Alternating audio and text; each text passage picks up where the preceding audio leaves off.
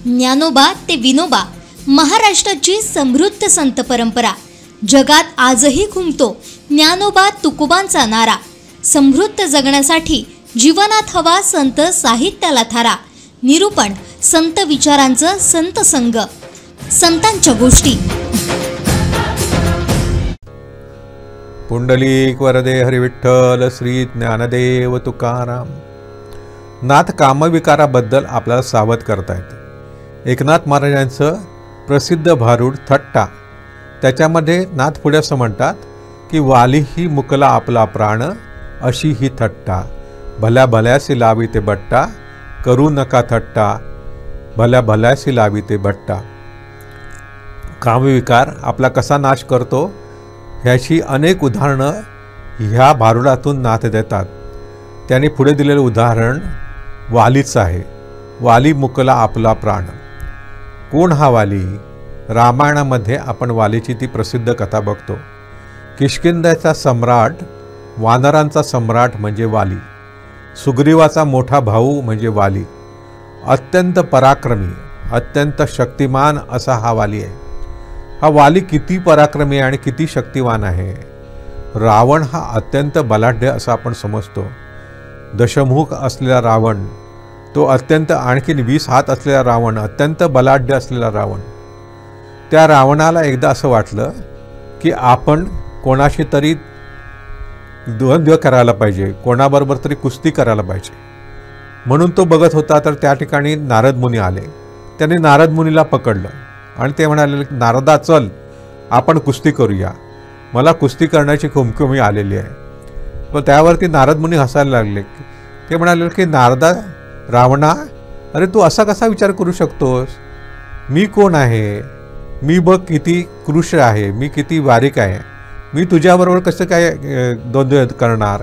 मी कसं काय तुझ्याबरोबर कुस्ती खेळणार?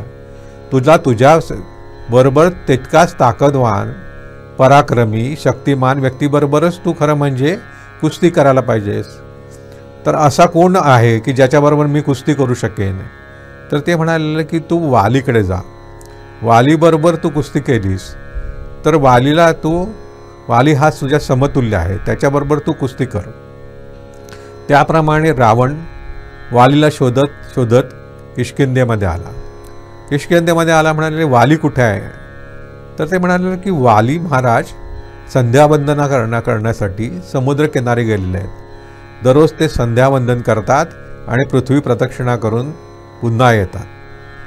आपला व्यायाम आपण करायला जातो ना, चालायला जातो, पळायला जातो, तसं दररोज किती पळत होता वाली?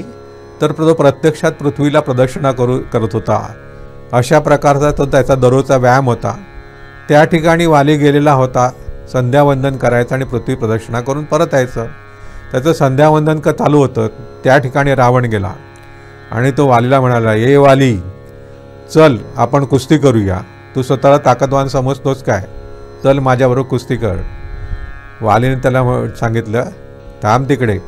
परंतु तो ऐकायला तयार नाही. तो जवळ आला. तो जवळ आल्याबरोबर त्याला आपल्या शेपटीने वालीने पटकन पकडला, हातामध्ये घेतला आणि काखेमध्ये दाबून धरला. काखेमध्ये दाबून धरल्यानंतर हा घुसमटायला लागला. त्यावेळेला वालीने आपलं संध्यावंदन पूर्ण केलं आणि तशा अवस्थेमध्ये, काखेमध्ये रावणाला दाबून धरलेलं आहे अशा अवस्थेमध्ये वालीने अख्ख्या पृथ्वीची प्रदक्षिणा केली आणि वाली परत आला. आणि वालीने रावणाला कुठे ठेवलं असेल? तर वालीला नुकताच एक छोटंसं मूल झालं होतं. त्या अंगदाच्या वरती त्याने रावणाला उलटं टांगून ठेवलं एखाद्या खेळण्याप्रमाणे. इकडं रावणाचा शोध सुरू झाला. रावणाच्या वडिलांना कळलं की हा कुठे आहे आणि म्हणून धावत धावत रावणाच्या वडील त्या ठिकाणी आले आणि वालीला सांगितलं की ह्याला सोड. पित्याने जे विनंती केलेली आहे ती मान्य करून वालीने त्याला सोडलं. आणि मग वालीमध्ये आणि रावणामध्ये एक करार झाला की एकामेकाच्या संरक्षणासाठी धावून जायचं. अशा प्रकारचा करार झाला आणि रावण आपल्या श्रीलंकेला गेला आणि वाली किष्किंधेचं राज्य करायला लागला. अत्यंत ताकदवान होता वाली. पुढे असं झालं की दुंदुभी नावाचा एक अत्यंत ताकदवान असा दैत्य, त्याने रेड्याचं रूप घेतलेलं होतं त्यालाही अशीच कुमकुमी होती. तो सगळीकडे संहार करत हुंकार देत सगळीकडे जात असे आणि सगळीकडे सगळ्यांना कोण सापडेल त्याला धुडकून जावत असे. सगळ्यांना कुठेतरी टाकून द्यायचं, फेकून द्यायचं, शिंगावर उचलून फेकायचं, असा तो गोंधळ घालत होता. त्यालाही बरोबर कुस्ती करायला कोण मिळत नव्हता. कोणीतरी त्याला सांगितलं की तू सागराकडे झाला. तो सागराकडे गेला तर सागर म्हणाला की मी तुझ्याबरोबर तुझ्या इतका ताकदवान नाही आहे, मी तुझ्याबरोबर युद्ध करू शकत नाही, तुझ्याबरोबर मी कुस्ती करू शकत नाही. तर तू कुठे जा, तर तू हिमवानाकडे जा, हिमालयाचा राजा असलेला हिमवानाकडे जा, तो तुझ्याबरोबर कुस्ती करेल. तो हिमवानाकडे गेला. हिमवान असं म्हणायला लागला की माझ्या अंगावरती, हिमालयाच्या अंगावरती अनेक ऋषीमुनी अत्यंत शांततेसाठी जप करत असतात आणि त्यामुळे या ठिकाणी कोणत्याही प्रकारचा संहार होणं हे योग्य नव्हे. मी तुझ्याबरोबर कुस्ती करू शकत नाही. तू कोणाबरोबर कुस्ती करण्यासाठी जा, तर तो म्हणाले वालीकडे जा. तर हा दुंदुभी वालीकडे आला आणि त्याने वालीला आव्हान दिलं. वालीला आव्हान दिल्यानंतर वाली बाहेर आला. आणखीन वालीने त्याच्याबरोबर कुस्ती सुरू केली. वालीने त्याची दोन्ही शिंगं पकडली, त्याला गरगर गरगर फिरवला आणि दूर त्याला फेकून दिला. तो दूर जाऊन पडत असताना ज्या वेळेला त्याला गरगर गरगर फिरवला त्यावेळेला तो हळूहळू मृतात्वाकडे जायला लागला आणि त्यावेळेला त्याच्या अंगातनं अनेक रक्ताच्या चिळकांड्या उडल्या आणि दुंदुभींच्या रक्ताच्या चिळकांड्या ह्या कुठे पडल्या, तर ज्या ठिकाणी मातंग ऋषीचा आश्रम होता त्या ठिकाणी त्या चिळकांड्या पडल्या, रक्त पडलं. तर हा कोण अविचारी व्यक्ती आहे, हे कोण करतोय, असं मातंग ऋषी चिडून म्हणाले. आणि मातंग ऋषींनी असा शाप दिला की ज्यांनी कोणी हे केलेलं असेल ती जर व्यक्ती माझ्या आश्रमाच्या 4 मैलाच्या परिसरामध्ये आली तर त्याचा मृत्यू होईल. वालीला हा त्यांनी शाप दिला. तू ह्या बदला यायचं पण नाही. वालीने त्या दुंदुभीला ठार मारला. त्यामुळे मातंग ऋषींचा जो आश्रम आहे त्या ऋष्यमुख पर्वताच्या जवळपासही वाली जात नसे. पुढे असं झालं की मय दानवाचा पुत्र मायावी हाही अत्यंत पराक्रमी होता. एका स्त्रीमुळे, रामायणामध्ये असं वर्णन येतं की एका स्त्रीमुळे ह्या मायावीचं आणखीन वालीचं वैर निर्माण झालेलं होतं. मायावीने एकदा वालीला येऊन आव्हान दिलं. आणखीन तू माझ्यावर युद्ध करायचं त्यांनी आव्हान दिलं. कुठलंही आव्हान स्वीकारायला वाली तत्परच होता. वाली आला आणि तो मायावीचा पाठी लागला. मायावी पुढे धावायला लागला, त्याच्या पाठीमागे वाली लागलेला आहे. मायावी एका गुहेमध्ये शिरला. त्याच्याबरोबर वालीही त्या गुहेमध्ये शिरला. वालीची पाठीमागून सुग्रीव धावत होता. वाली त्या गुहेमध्ये शिरलाय, सुग्रीवाने बघितलं. त्यावेळेला वालीने असं सांगितलं की तू माझ्या पाठीमागे गुहेमध्ये येऊ नकोस, मी मायावीला मारेन आणि परत येईन. सगळ्यांचा तोपर्यंत इथं तू सांभाळ कर. वाली आतमध्ये शिरला. आणखीन वाली त्याच्या पाठीमागे गेला. खूप खोलवरती गुहा होती, त्याच्या पाठीमागे वाली गेला आणि वाटेमध्ये असलेल्या सगळ्या दैत्यांना मारत मारत तो पुढे चाललेला आहे. इकडं असं झालं की 1 वर्षभर सुग्रीवाने वाट बघितली, परंतु त्या गुहेतून काय वाली परत आला नाही. वाली परत आला नाही आणि 1 वर्षानंतर अनेक राक्षसांच्या किंकाळ्या त्याला ऐकायला आल्या आणि मग मोठा रक्ताचा प्रवाह त्या गुहेतून बाहेर आला. परंतु वालीचा काही आवाज येईना. सुग्रीवाने हाका मारल्या परंतु वालीचा काही आवाज ऐकू आला नाही. त्यावेळेला सुग्रीवाला असं वाटलं बहुतेक मायावीने वालीला मारलं असेल.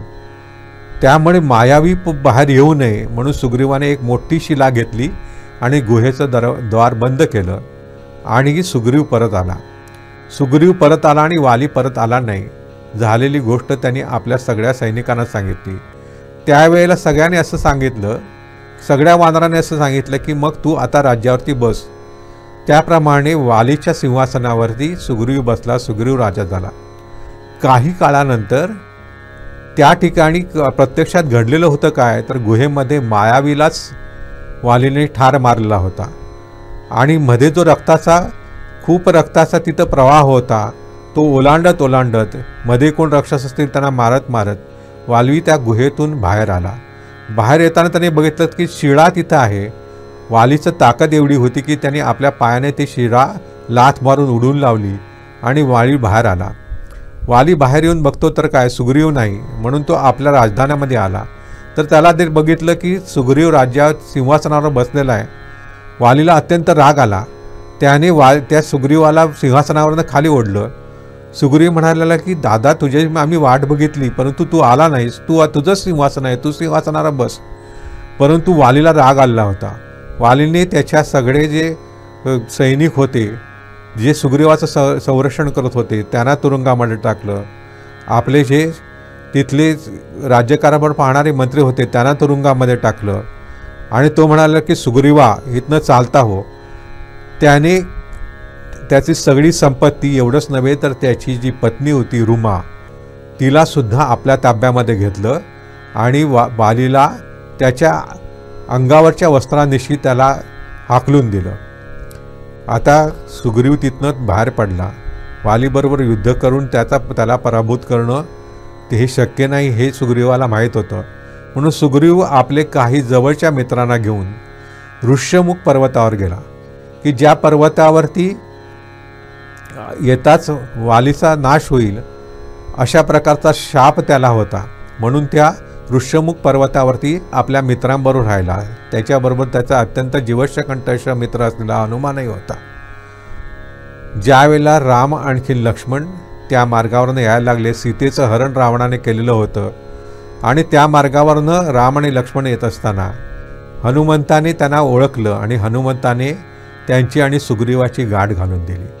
आणि मग सुग्रीवाने वालीचा सगळा वृत्तांत रामाला सांगितला. रामाने सांगितलं की वालीचा मी वध करेन, कारण वाली हा अपराधी आहे. वालीने कामविकाराच्या आहारी जाऊन प्रत्यक्ष आपल्या भावजाईवरती, म्हणजे आपली जी भावाची पत्नी आहे तिच्यावरती अत्याचार केलेला आहे आणि त्यामुळे त्याचा मी वध करेन.